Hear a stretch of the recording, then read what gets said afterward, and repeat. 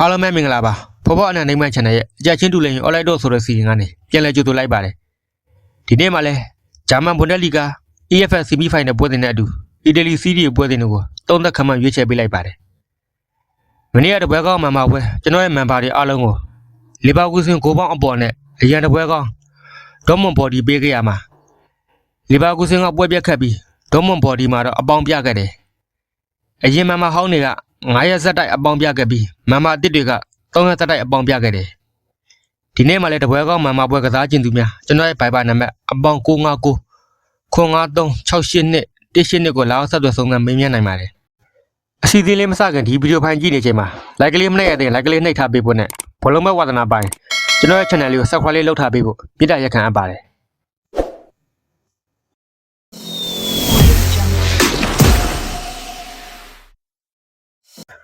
ပထမဆုံးအနေနဲ့30ခန့်မှန်းပေးမှာကဝူဘတ်နဲ့စိန့်ပေါ်လီပွဲပဲဖြစ်ပါတယ်ဒီပွဲကညနေပိုင်း12နာရီမှကစားမှာဖြစ်တယ်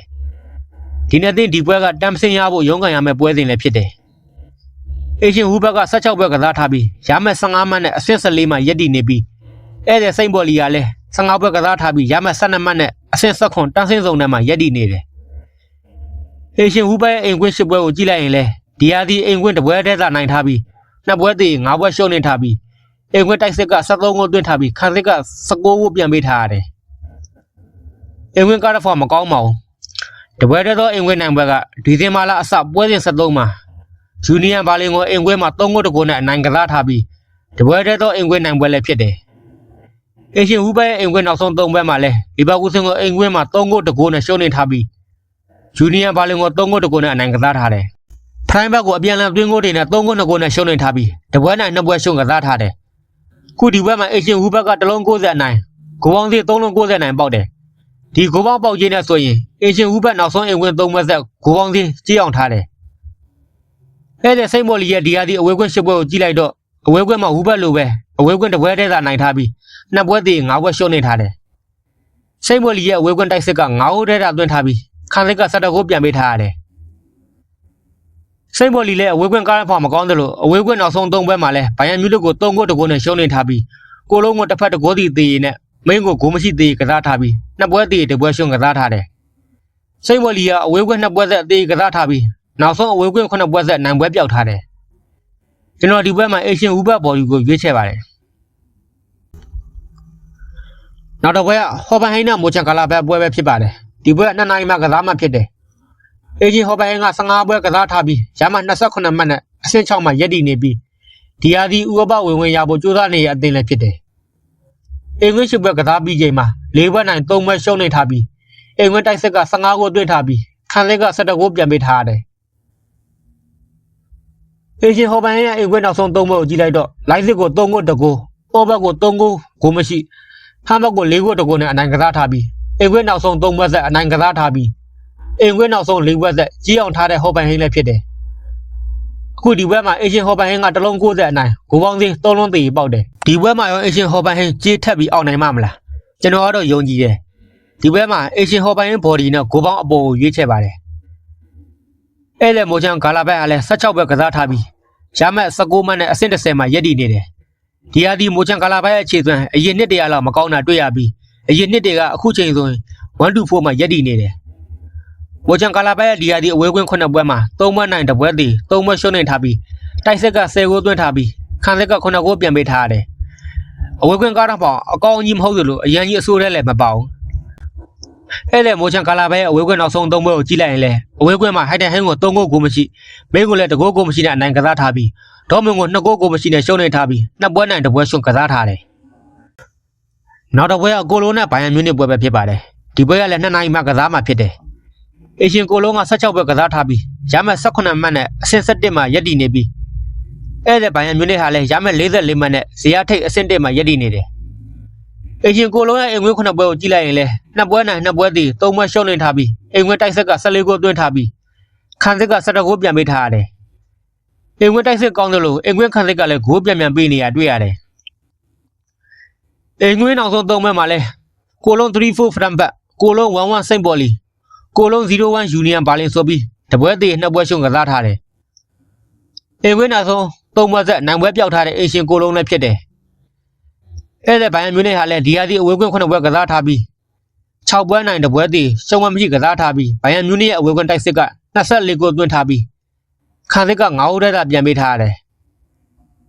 ဒီရာသီဘွန်ဒက်လီဂါမှာခံစစ်အကောင်းဆုံးအသင်းဟာလည်းဘိုင်ယန်မြူနစ်အသင်းသာဖြစ်တယ်အဲ့ဒီဘိုင်ယန်မြူနစ်ရဲ့အဝေးကွင်းနောက်ဆုံး3ပွဲကိုကြည့်လိုက်ရင်လေယူနီယံဘာလင်2-2ဘိုင်ယန်မြူနစ်စတူကတ်0-5ဘိုင်ယန်မြူနစ်ဟိုင်ဒန်ဟိန်း0-4ဘိုင်ယန်မြူနစ်ဆိုပြီး2ပွဲနိုင်တပွဲတည်ကစားထားပြီးနောက်ဆုံးအဝေးကွင်း2ပွဲသက်ကလစ်ရှစ်ရထားတယ်အဲ့ဒီဘိုင်ယန်မြူနစ်ဟာဒီရာသီဂျာမန်ဘွန်ဒက်လီဂါအဝေးကွင်း9ပွဲမှာ4ပွဲထိကလစ်ရှစ်ရထားတယ်ခုဒီပွဲမှာအဲ့ဒီဘိုင်ယန်မြူနစ်ကနှလုံး30အနိုင်ဂိုးပေါင်းစင်း4လုံး40နိုင်ပေါက်တယ်ကျွန်တော်ဒီပွဲမှာအဲ့ဒီဘိုင်ယန်မြူနစ်ဘော်ဒီကိုရွေးချယ်ပါတယ်နောက်တစ်ပွဲကလိုင်းစင်းနဲ့ဖလိုင်းဘက်ပွဲပဲဖြစ်ပါတယ်ဒီပွဲကလည်းဘိုင်ယန်မြူနစ်တို့နဲ့တစ်ချိန်နဲ့2နိုင်မှကစားမှဖြစ်တယ်အေရှင်လိုင်းစင်းဟာဂျာမန်29မှနဲ့အဆင့်4မှရက်တည်နေပြီးအဲ့ဒီဖလိုင်းဘက်ဟာလည်းဂျာမန်23မှနဲ့အဆင့်8မှရက်တည်နေတယ်ခုဒီပွဲမှာအေရှင်လိုင်းစင်းကတစ်လုံး60အနိုင်ဂိုးပေါင်းစင်း3လုံးတည်ပေါက်တယ်ကျွန်တော်ဒီပွဲမှာဂိုးပေါင်းအပေါ်ကိုရွေးချယ်ပါတယ်ဒီရာသီအေရှင်လိုင်းစင်းရဲ့အင်ဝင်း9ပွဲကစားထားပြီးချိန်မှာ6ပွဲနိုင်တပွဲရှုံးအင်ဝင်းတိုက်စစ်က19ဂိုးသွင်းထားပြီးခံစစ်က6ဂိုးတည်းသာပြန်ပေးထားရတယ်လိုင်းစင်းရဲ့အင်ဝင်းကားရဖောင်ကောင်းနေတာဖြစ်ပြီးအင်ဝင်းနောက်ဆုံး3ပွဲမှာလဲဝါရာဘီမြင်ကို2ဂိုးကိုမရှိဖရန်ဘက်ကို6ဂိုးကိုမရှိနဲ့ဂိုးပြတ်အနိုင်ကစားထားတယ်အင်ဝင်းမှာလီဗာပူးစင်ကို3ဂိုးတကိုးနဲ့ရှုံးနေထားပြီး2ပွဲနိုင်တပွဲရှုံးကစားထားတယ်အဲ့ဒီအင်ဝင်း3ပွဲမှာလိုင်းစင်းတိုက်စစ်က9ဂိုးသွင်းထားပြီးခံစစ်က3ဂိုးတည်းသာပြန်ပေးထားရတယ်လိုင်းစင်းဟာဒီယာဒီဒုတိယအင်ဝင်းတိုက်စစ်အကောင်းဆုံးဖြစ်တယ်ဒီယာဒီအင်ဝင်းတိုက်စစ်အကောင်းဆုံးကဘိုင်ယန်မြူနစ်က39ဂိုးနဲ့ပထမဖြစ်ပြီးအေရှင်လိုင်းစင်းက19ဂိုးနဲ့ဒုတိယမြောက်အင်ဝင်းတိုက်စစ်အကောင်းဆုံးဖြစ်တယ်အဲ့ဒီဖရိုင်းဘက်ဟာလည်းဒီယာဒီအဝေးကွင်း10ပွဲမှာ2ပွဲနိုင်2ပွဲတည်4ပွဲရှုံးနေထားပြီးအဝေးကွင်းတိုက်စစ်က17ဂိုးသွင်းထားပြီးခံစစ်က18ဂိုးပြန်ပေးထားရတယ်ဖရိုင်းဘက်ကအင်ဝင်းကားဖောင်နာကောင်းတာပါအဝေးကွင်းကားဖောင်မကောင်းပါဘူးအဲ့ဒီဖရိုင်းဘက်ရဲ့နောက်ဆုံးအဝေးကွင်း3ပွဲကိုကြည့်လိုက်ရင်လေဘိုင်ယန်မြူနစ်ကို6ဂိုး2ဂိုးဟိုင်ဒန်ဟိန်းကို2ဂိုး1ဂိုးနဲ့ဂိုးပြတ်ရှုံးနေထားတယ်ဘူဘက်ကိုတော့4ဂိုး3ဂိုးနဲ့အနိုင်ကစားထားပြီးတပွဲနိုင်2ပွဲရှုံးကစားထားတယ်နောက်တစ်ပွဲကအီတလီစီးရဲ့ပွဲစဉ်ဖြစ်တဲ့နာပိုလီနဲ့ပါမာပွဲဖြစ်ပါတယ်ဒီပွဲကညနေပိုင်း12နိုင်မှာကစားမှာဖြစ်တယ်လက်ရှိချန်ပီယံနာပိုလီဟာရမှတ်39မှတ်နဲ့အဆင့်3မှရပ်တည်နေပြီးအဲ့ဒီပါမာကရမှတ်21မှတ်နဲ့အဆင့်14မှရပ်တည်နေတယ်အေရှင်နာပိုလီဟာဒီယာဒီနီးပြကိုတီလက်အောက်မှာပြိုင်ပွဲစုံနောက်ဆုံး6ပွဲဆက်အနိုင်ကစားထားတယ်ဒီယာဒီစီးရဲ့အင်ကွင်း10ပွဲမှာလဲ6ပွဲနိုင်2ပွဲတည်အင်ကွင်းရှုံးမှမရှိကစားထားပြီးအင်ကွင်းတိုက်စစ်က16ဂိုးသွင်းထားပြီးခံစစ်က10ဂိုးပြန်ပေးထားရတယ်ပြန်မြတိုက်စစ်က2ဂိုးသွင်းခံစစ်က1ဂိုးပြန်ပေးကစားထားတယ်အေရှင်နာပိုလီရဲ့အင်ကွင်းနောက်ဆုံး3ပွဲကိုကြည့်လိုက်ရင်လဲနာပိုလီ3-1အတလန်တာနာပိုလီ2-1ဂျူဗင်တက်နာပိုလီ2-2ဘီယိုနာဆိုပြီး2ပွဲနိုင်1ပွဲတည်ရှုံးမှမရှိကစားထားတယ်နောက်ဆုံးကစားခဲ့တဲ့စီးရီ2ပွဲဆက်အသေးကြထားပြီးနောက်ဆုံး2ပွဲဆက်နိုင်ပွဲပြောက်ထားတဲ့အေရှင်နာပိုလီလည်းဖြစ်တယ်အဲ့ဒီပါမဟာလဲစီးရီရဲ့အဝေးကွင်း9ပွဲမှာ3ပွဲနိုင်3ပွဲတည်3ပွဲရှုံးကစားထားပြီးပါမရဲ့အဝေးကွင်းတိုက်စစ်က9ဂိုးသွင်းထားပြီးခံစစ်က9ဂိုးပြန်ပေးထားရတယ်အဲ့ဒီပါမရဲ့အဝေးကွင်းကားရဖောင်မစိုးဘူးလို့ပြောရမှာဖြစ်ပြီးအဝေးကွင်းနောက်ဆုံး3ပွဲမှာလဲပီဇာ0-1ပါမဆက်စုအိုလို1-1ပါမလက်ချီ1-2ပါမဆိုပြီး2ပွဲနိုင်1ပွဲတည်ရှုံးမှမရှိကစားထားပြီးနောက်ဆုံးအဝေးကွင်း3ပွဲဆက်ရလက်ကောင်တာတွေ့ရတယ်ဒီပွဲရဲ့အရှိန်မှာဘီယိုနာကိုလည်း2ဂိုးတဂိုးနဲ့အနိုင်ကစားထားပြီးနောက်ဆုံးအဝေးကွင်း4ပွဲဆက်ရှုံးမှမရှိထားတဲ့ပါမလည်းဖြစ်တယ်ခုဒီပွဲမှာအေရှင်နာပိုလီကတစ်လုံး80ရှုံးဂိုးပေါင်း3လုံး90နိုင်ပေါက်တယ်ကျွန်တော်ဒီပွဲမှာအေရှင်နာပိုလီဘော်ဒီနဲ့ဂိုးပေါင်းအောက်ကိုရွေးချယ်ပါတယ်နောက်တော့ပွဲကအင်တာမီလန်နဲ့လက်ချီပွဲပဲဖြစ်ပါတယ်ဒီပွဲ2:15မှာကစားမှာဖြစ်တယ်အေရှင်အင်တာမီလန်ကစီးရီ19ပွဲကစားပြီးမှာရမှတ်43မှတ်နဲ့ဇယားထိပ်မှာဥဆောင်နေပြီးအဲ့ဒါလက်ချီကလည်းရမှတ်18မှတ်နဲ့အဆင့်16မှာရပ်တည်နေတယ်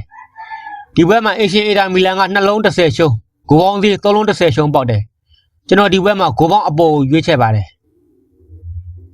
်အင်တာမီလန်ဟာအင်ကွင်း10ပွဲမှာ9ပွဲနိုင်1ပွဲတည်2ပွဲရှုံးနေထားပြီးအင်တာမီလန်အင်ကွင်းတိုက်စစ်က26ဂိုးသွင်းထားပြီးခံစစ်က10ဂိုးတည်းသာပြန်ပေးထားရတယ်အင်တာမီလန်အင်ကွင်းတိုက်စစ်ရောခံစစ်ရောကောင်းတာတွေ့ရတယ်အင်တာမီလန်အင်ကွင်းနောက်ဆုံး3ပွဲကိုကြည့်လိုက်ရင်လေကိုမိုကို4ဂိုးဂိုးမရှိဘိုရိုနာကို3ဂိုး1ဂိုးနဲ့အနိုင်ကစားထားတယ်အင်ကွင်းနောက်ဆုံးပွဲမှာနာပိုလီကို2ဂိုးစီသေးကစားထားပြီး2ပွဲနိုင်1ပွဲတည်ရှုံးမှမရှိကစားထားတယ်အေရှင်အင်တာမီလန်ဟာဒီယာဒီ19ပွဲကစားအပြီးမှာကလစ်ရှစ်9ပွဲထိရောက်ထားတယ် အိမ်ခွဲမှာ၄ဝဲရောက်ထားဖြစ်ပြီးအဝဲခွဲမှာ9ဝဲကလေး8ရထားတယ်။အဲ့ဒါလက်ချီကလည်းအဝဲခွဲ10ပွဲမှာ2ပွဲနိုင်2ပွဲတည်4ပွဲရှုံးနိုင်ထားပြီးတိုက်ဆက်က6ဂိုးထဲတာတွင်းထားပြီးခန်းသက်က12ဂိုးထိပြန်ပေးထားရတယ်။လက်ချီရဲ့နောက်ဆုံးအဝဲခွဲ3ပွဲကိုကြည့်လိုက်တော့လေလာဇီယို2ဂိုးကိုမရှိခရိုမိုနီစီကိုလည်း2ဂိုးကိုမရှိနဲ့ရှုံးနိုင်ထားတယ်။ဂျူဝင်တက်ကို1ဂိုးစီအသေးကစားထားပြီးတပွဲတည်2ပွဲရှုံးကစားထားတယ်။နောက်ဆုံးအဝဲခွဲ3ပွဲဆက်နိုင်ပွဲပြောက်ထားတဲ့လက်ချီလည်းဖြစ်တယ်။နောက်တစ်ပွဲက EFL ဆီမီဖိုင်နယ်ပွဲစဉ်ဖြစ်တဲ့ချက်စီနဲ့အာဆင်နယ်လန်ဒန်ဒါယူပွဲစဉ်ပဲဖြစ်ပါတယ်။ချက်စီနီးပြတဲ့ရဲ့ဒုတိယမြောက်ပွဲစဉ်လည်းဖြစ်တယ်။ပထမဆုံးပွဲ FA ပွဲမှာချာတန်ကိုဝေးကွင်းမှာ9ဂိုးတကိုးနဲ့ဂိုးပြတ်နိုင်ယူပြီးအဖွင့်လာခဲ့တယ်။ဒီဒုတိယပွဲမှာရောဒုတိယမြောက်နိုင်ပွဲနဲ့ဆွမ်းဆောင်ပြမလားဆိုတာကလည်းစိတ်ဝင်စားဖို့ကောင်းတယ်။ဒီနေ့တင်ပရီးမီးယားလိပထမအကြော့မှာတော့ချက်စီကွင်းမှာပဲတကိုးစီတည်ကြထားတယ်။မန်စီးတီးကတော့နယူကာဆယ်ကို2ဂိုးကိုမရှိနဲ့နိုင်ပြီးဗိုလ်လူပွဲကိုတက်ဖို့တေချာတယ်လို့ဖြစ်သွားပြီ။အခုဒီပွဲမှာအာဆင်နယ်ကသေ50ရှုံးဂိုးပေါင်းစီ390နိုင်ပေါက်တယ်။ကျွန်တော်ဒီပွဲမှာဂိုးပေါင်းတစ်မျိုးတည်းပဲရွေးချယ်မယ်။ဂိုးပေါင်းအပေါ်ကိုရွေးချယ်ပါတယ်။အဆုံးထိနားထောင်ပေးခဲ့ကြတဲ့တဦးတယောက်ချင်းတိုင်းကိုကျေးဇူးတင်ပါတယ်။ကျွန်တော်ရဲ့ channel လေးကို like and subscribe မလုပ်ရသေးရင် like and subscribe လုပ်ပြီးမြစ်တာရက်ခံအပ်ပါတယ်။မြန်မာပြည်အမြန်ဆုံးအေးချမ်းပါစေ။900သားသမီးများလည်းကျမ်းမာချမ်းသာကြပါစေ။အားလုံးအပေါင်းပြကြပါစေ။